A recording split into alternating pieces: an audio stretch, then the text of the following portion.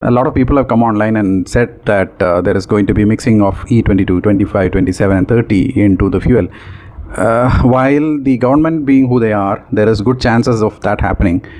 It still depends on the testing agencies. So let me bring some clarity into what is actually going on. So government want to push ethanol, and I don't blame them. We should do that. We should move towards a more ethanol friendly vehicles. We should have more percentage of ethanol in petrol. No questions about that. But the way it was implemented, I'm totally against it. Without giving an option for people who had vehicles which are not compatible with these fuels, government forced it down our throat. So people who trusted the government to deliver the fuel for their vehicle which they purchased with E0 compatibility, E10 compatibility, government forced E20 into people without giving an option, and that is not okay. What is more concerning right now is the government's push for even more ethanol in fuel. How could the E0 or E10 compliant vehicles run on E20? People might be wondering, like, how did that happen? Because most manufacturers, especially fuel injected vehicles, will have some tolerance towards this. Like, even if the fuel has a little bit of ethanol, the vehicle, the ECU can compensate. In carburetor vehicles, you might have to change some settings, but it might still run. So as of now, that's what we are seeing. And there is consequences. There is no question about that. There is massive consequences of using E20 or any mix of ethanol in a vehicle that is not compatible with ethanol. To understand if there is an impact, all you have to think is this.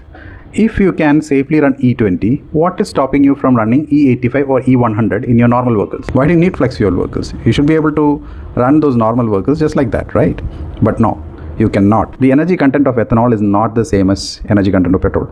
So when you mix these two, it changes the whole air-fuel ratio. How much fuel is needed for a volume of air changes.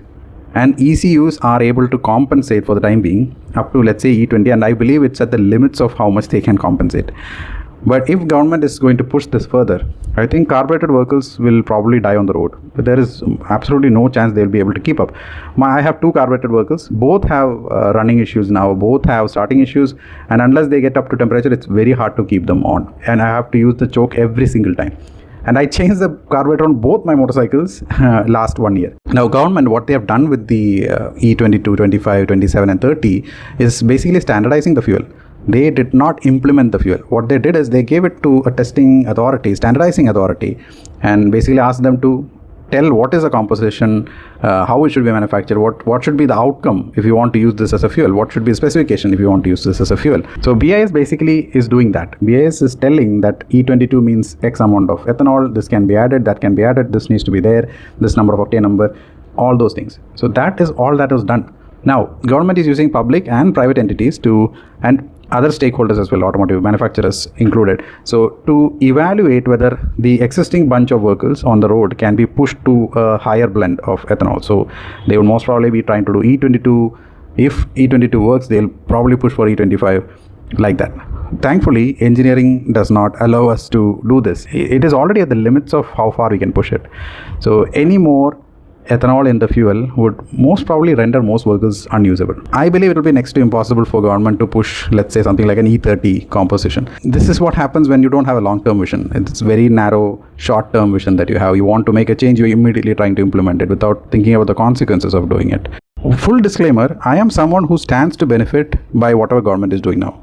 See, more ethanol blending means more vehicles dying on the road, more purchase of new vehicles, more people are switching towards electric. As someone who is trying to build a electric vehicle component company, it is a win for me.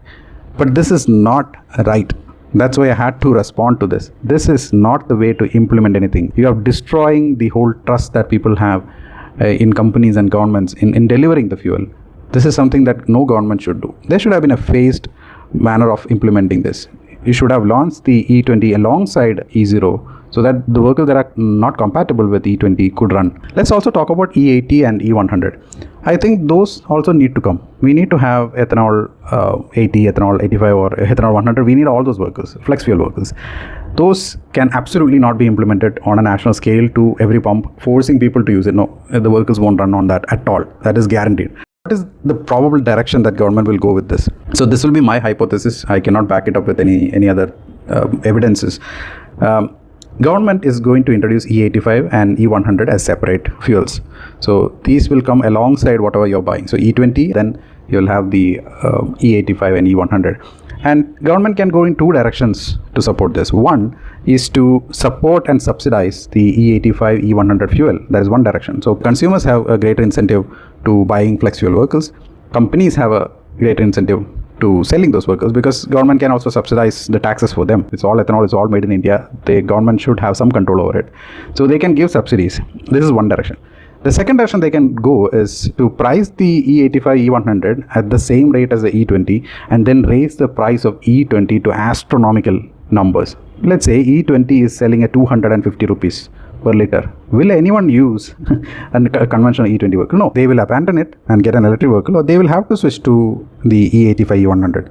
So punishment or incentive, both can work. I think we'll go in the punishment direction, but let's see how that goes. You don't have to panic about E85, E100 at least now, because it's impossible to use that fuel in your existing vehicle. There will be evaporation issues, there will be air fuel ratio issues. There's way too much things that can go wrong, and it is not the kind of things that would happen after a long-term use. It is the kind of thing that would happen immediately, instantaneously. So government cannot implement that. The government is definitely going to push as much ethanol as possible into petrol and diesel, and if the tests come out positive, which is very much likely, we might actually end up seeing a lot of old vehicles being completely obsolete. You'll have to replace components on a very regular basis. You'll have gaskets, you'll have rubber hoses and fuel tank issues on a very regular basis because of the amount of ethanol. Overheating will be another issue. Now, what can you do about this? So if you're planning to get a vehicle and you are in dire need of getting a vehicle, and I don't blame you for that, you know, people can have requirements to buy a vehicle. If you have something, use it. Please consider electric vehicles. That is one option, because as of now, government cannot completely control how the energy is coming into your electric vehicle, but in future they might actually try to do it. Second option is to postpone your purchase.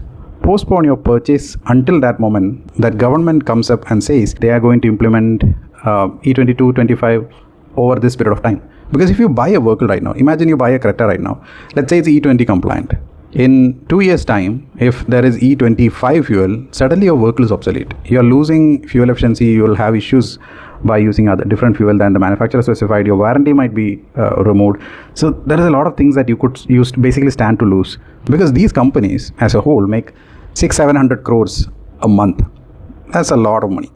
So if you push your purchase for a few months, then suddenly these companies get restless, because they need to keep producing, they need to bring in the money, and when they get restless, they run to these politicians, they lobby the politicians to make sure that the government is in favor of you guys. So this is what you can do. You don't need to go to the road to protest, you don't have to go anywhere to protest, you don't have to do strikes or fight with the police, nothing. Just decide that you're not buying a vehicle, an IC engine vehicle, until government comes up with a clear-cut plan on when and how they are going to implement the ethanol blending. Let them say this is the phased manner in which ethanol will be blended into your vehicle, and what fuel will be available at what time. So if E20 is going to be available till 2035, they need to make it very clear, and they need to stick to this. They cannot change it, because it's a huge purchase. People are paying 15 years of tax on a vehicle, and most often they are using it for the entire 15 years of that vehicle.